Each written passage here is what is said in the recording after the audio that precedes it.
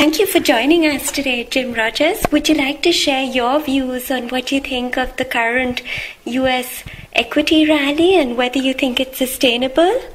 Yes, Ms. Blessing. I've explained several times this year that this is an election year in the United States, as you well know, and there are something like 40 or 45 elections over the next 12 months, including France, the U.S., Germany. So we have a lot of elections, a lot of politicians who want to be reelected. So there's going to be a lot of good news. The people who are receiving the money which is being spent and printed are obviously going to be much better off in the next year or so.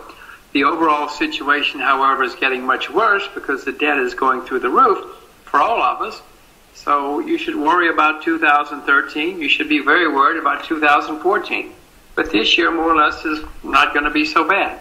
But so where should investors be investing in? I mean, some investors claim that in the context of valuations, that it still looks very attractive. On the other hand, protecting the downside risk of equities is expensive. So what are your takes on this? Well, I'm not sure how they judge that things are not very expensive. If you're talking about price-earnings ratios, yes, perhaps, but profitability of American companies, for instance, is at an all-time high when measured by things like return on equity. So there may be a good reason that the price-earnings ratios are so low, despite low interest rates, because some people anticipate that profits cannot get much better, and even if they do, they cannot last much longer. You know, in America, we've had a economic slowdown or recession every 4 to 6 years since the beginning of the Republic. So you can do the addition by 2013 or 2014. We're going to have we're overdue for another recession. And if it comes, the market's anticipating that. That's maybe why price-earnings ratios are not so high. It's not that difficult to protect yourself. You can sell short, or these days there are ETFs which you can buy, which will give you protection on the downside. It's not that expensive. You said it's expensive to buy protection. I don't know why you say that, because it's not that expensive in the market. Okay, and where would you expect investors to then invest besides stocks? So you'd see it more as an opportunistic inroad? Well, everybody has to invest for themselves, and you should only invest in what you know about. You shouldn't listen to some guy on the radio or TV or in the press and make investments where he says. I mainly own real assets because if the world economy gets better, I'm going to make a lot of money because of the great shortages which are developing. If the world economy does not get better, then governments are going to print more money. And when they print money, the way you protect yourself or make money is to own real assets. It's not good that governments print money, but that's all they know to do, especially here in this decade. And so they'll print more money, and you should protect yourself by owning real assets. So either way, as far as I can see, one will make money, or at least lose less, by owning real assets. I mean, what exactly would you be looking to invest in right now, or what do you think investors should be looking to invest in? Would you still recommend for them to invest in commodities? Well, as I said, nobody should invest in something unless they know a lot about it.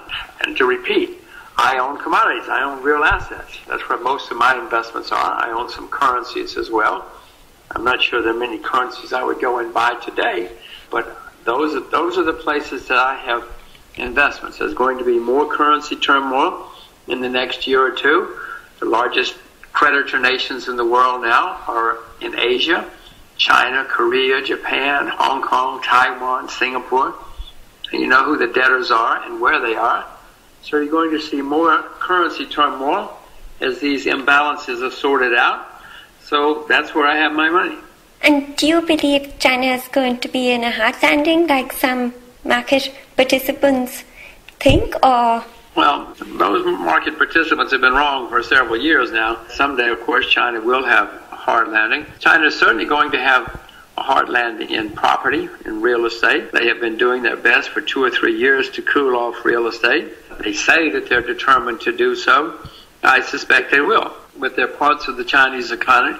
I mean, even if you see real estate developers in Shanghai going bankrupt, there are going to be other parts of the Chinese economy which will not even know people in Shanghai have problems because they're going to be so well. So sure, you'll have some hard landings in China, but all those guys who keep saying that have been dead wrong for a long time, and will continue to be. And how is the whole sort of evolution of what's happening in Europe?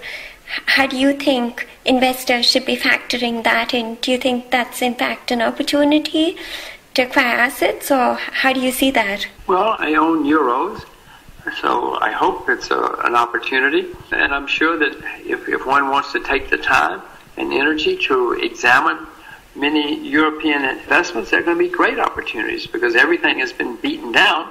Lots of things have been beaten down in the last couple of years because of the euro situation. So I'm sure there are going to be some great opportunities. I'm not doing anything other than the euro because, as I said before, I'd rather own real assets because either way, I think I'm going to be protected. Okay, thank you very much for sharing your views with us today.